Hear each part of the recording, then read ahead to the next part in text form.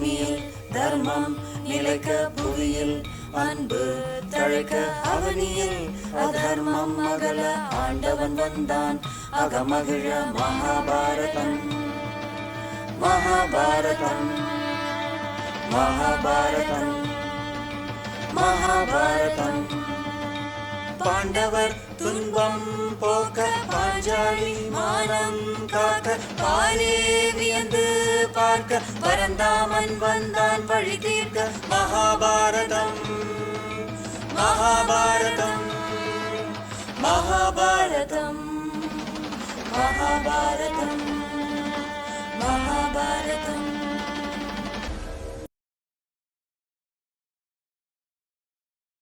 ஆனந்த சந்திரிகையின் அன்பான வாசகர்களுக்கு வணக்கம்.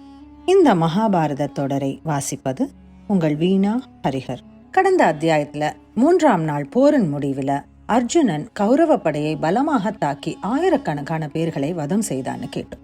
மேல என்ன சுவாரஸ்யங்கள் நடக்க இருக்கு வாங்க படிக்கலாம். அத்தியாயம் 57 4ஆம் நாள் யுத்தம்.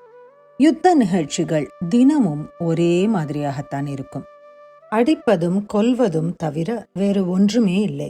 ஆயினும் பாரத கதையில் யுத்தமே பெரும் நிகழ்ச்சி. அதை விட்டுவிட்டால் கதாபாத்திரங்களின் உணர்ச்சி வேகங்களை நாம் சரியாக உணர முடியாது. பொழுது விடிந்ததும் பீஷ்மர் கௌரவ சேனையை மறுபடி அணிவகுத்தார். துரோணர், துரியோதனன் முதலியோரால் சூழப்பட்டு நின்ற பிதாமகர் தேவர்களால் சூழப்பட்ட இந்திரன் போல் விளங்கினார். அணிவகுக்கப்பட்ட சேனையானது மேகமும் மின்னலும் இடிமுழக்கமும் நிறைந்த மாரி காலத்து ஆகாயம் போல விளங்கிற்று. வானரக் கொடி பறந்த தேரின் மேல் நின்ற அர்ஜுனன் பிதாமகருடைய செயல்களை தூரத்தினின்று பார்த்தான். அவனும் ஆயத்தமானான். யுத்தம் தொடங்கியது. அஸ்வத்தாமனும் பூரிசிரவசும் சல்லியனும் சித்திரசேனனும் சலனுடைய மகனும் ஆகிய 5 அபிமன்யுவை சூழ்ந்து கொண்டு தாக்கினார்கள். 5 யானைகளை ஒரு சிங்கம் எதிர்ப்பது போல் அவன் 5 பேரையும் எதிர்த்து போர் புரிந்தான்.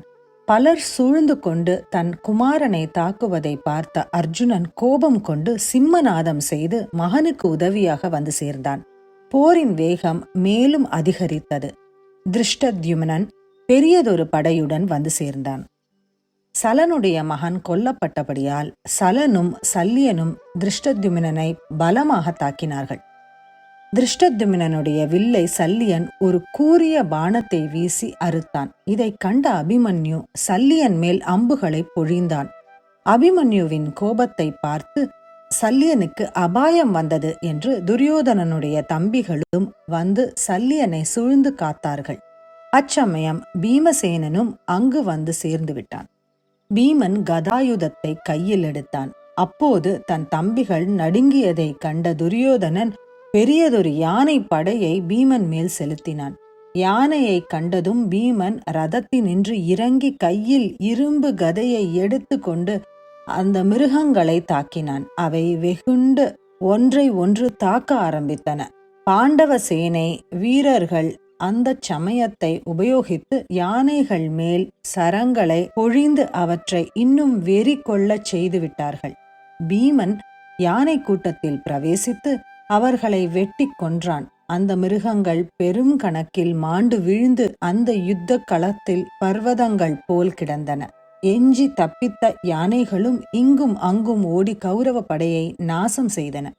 பிறகு துரியோதனனுடைய கட்டளைப்படி எல்லா படைகளும் பீமனை எதிர்த்தன. அவனோ அசைவற்று மேருவை போல காட்சி தந்தான். அச்சமயம் பாண்டவ சைன்யத்தில் முக்கியமான வீரர்கள் அவனுக்கு சகாயமாக வந்து சேர்ந்தார்கள். துரியோதனன் எய்த பாணங்கள் பல பீமனுடைய மார்பில் தைத்து துன்புறுத்தின. பீமசேனன் மறுபடியும் தேரின் மேல் ஏறி தன் சாரதியான விஷோகனை பார்த்து, விஷோகனே, இந்த யுத்தக்களத்தில் இப்போது என் முன்பாக திருதராஷ்டிர புத்திரர்கள் இவ்வளவு பேரும் வந்து நிற்பது எனக்கு மகிழ்ச்சியை தருகிறது. என்னுடைய ஆசையான பழங்கள் மரத்தில் தோன்றியது போல் இவர்கள் இன்று என் கையில் சிக்கினார்கள். குதிரைகளை சரியாக இழுத்து பிடித்து நடத்து.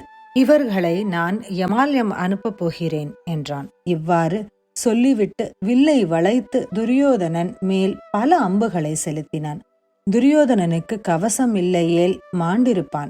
அன்று பீமன் துரியோதனனுடைய தம்பிகள் எண்மரை வதம் செய்தான். துரியோதனனும் பல பாணங்களை பீமன் பேரில் செலுத்தினான்.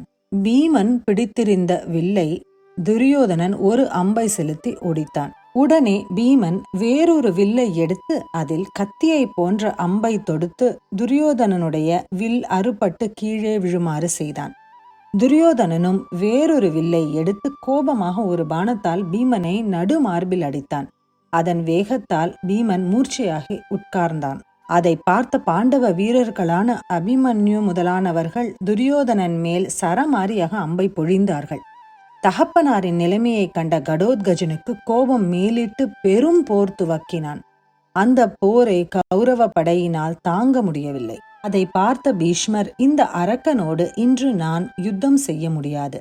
நம்முடைய சேனை களைத்து போயிருக்கிறது. அஸ்தமன காலமும் ஆயிற்று. அரக்கனுக்கோ இருட்டே பலம் தரும். நாளைய தினம் பார்ப்போம் என்று துரியோதனனுக்கு சொல்லிவிட்டு சேனையை திருப்பினார். துரியோதனன் தன் சகோதரர்களில் பலரை இழந்த துக்கத்தினால் பீடிக்கப்பட்டு கண்களில் நீர் ததும்ப பாசறையில் உட்கார்ந்து ஆழ்ந்து சிந்திக்கலானான்.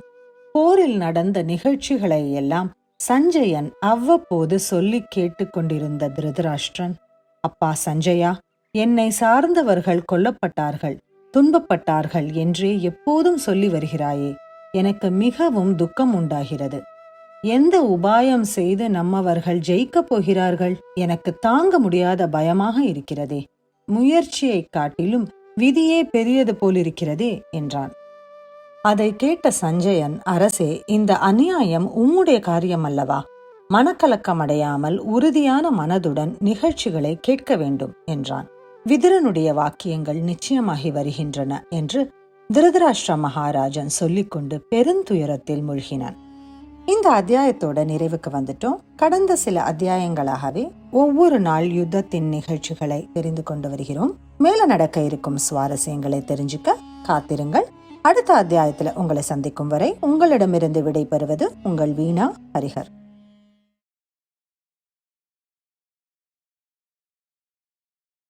மகாபாரதம் மகாபாரதம் ஆத்திரம் கொண்டோர் அழிய ஆணவத்தால் அவரொழிய சாகசம் புரிந்தான். கண்ணன் சரித்திரம் படைத்தான் கார்வண்ணன். மகாபாரதம் மகாபாரதம் மகாபாரதம் மகாபாரதம். ராதை கண்டான் உலகுளிர கீதை சொன்னான். புலனுணர கோபியர் கூட்டம் புடை சூழ கோவிந்தன் வந்தான். அருள்பால